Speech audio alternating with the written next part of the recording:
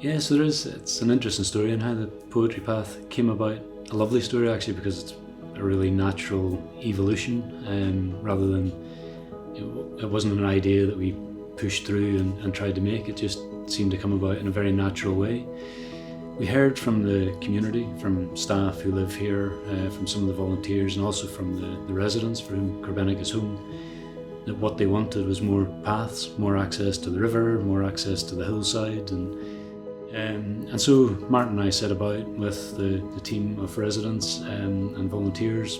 It didn't feel right to call it a job. It was just, having fun in the woods, and great having the resident involvement.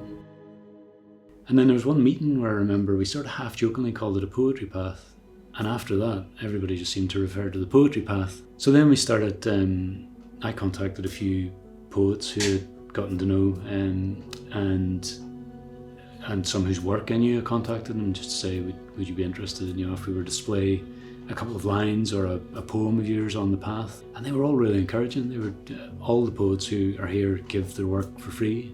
Some of them created work for the path, some of them allowed us to use lines that they'd already had published, and that took a period of about 4 years to complete the full circle of the path around the boundary of Corbenic, really. And so that brought us up to around 2015, and that's when we officially opened the path then to the public. We're fortunate, Corbenic is a care home for vulnerable adults, but we are very fortunate in the land we have. We were able to create a path that stays around the boundary of that.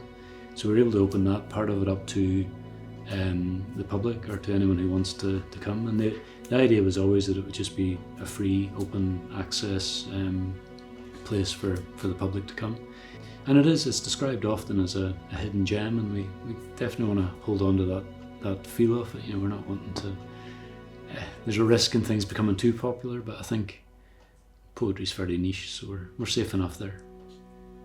One of the really exciting developments here in Corbenic is we've set up a Thursday night evening activity with some of the residents, just a group, usually myself and there's about 10, 11 of the residents who live here in Corbenic come along to that group, and initially it was just to read poetry together, look at art and critique art and just have fun. And but then after reading some poems, one of the residents in particular said she wanted to read the poem herself, and she took the book and didn't actually read what was on the page, but she did a poem in the sort of rhythm, a similar rhythm to it.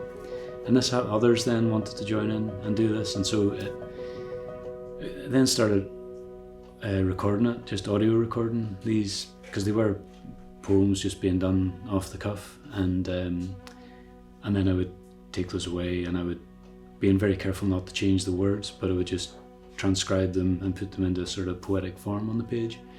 And then the next week I would read that back to the residents, and they would sometimes respond to that, or sometimes that was it, finished. But it's this really unique editing process for a poem, and we've now got about 40 poems that have come out of that group, and they're really unique, quite special pieces.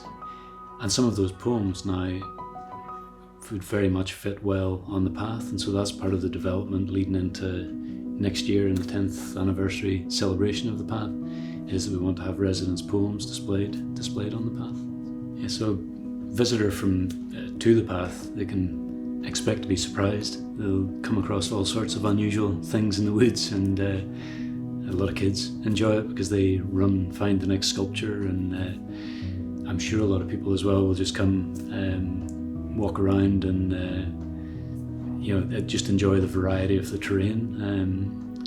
I doubt that everybody stops and reads every poem. There's surprises along the way, and beauty. I'd say the two main things people can expect on the path.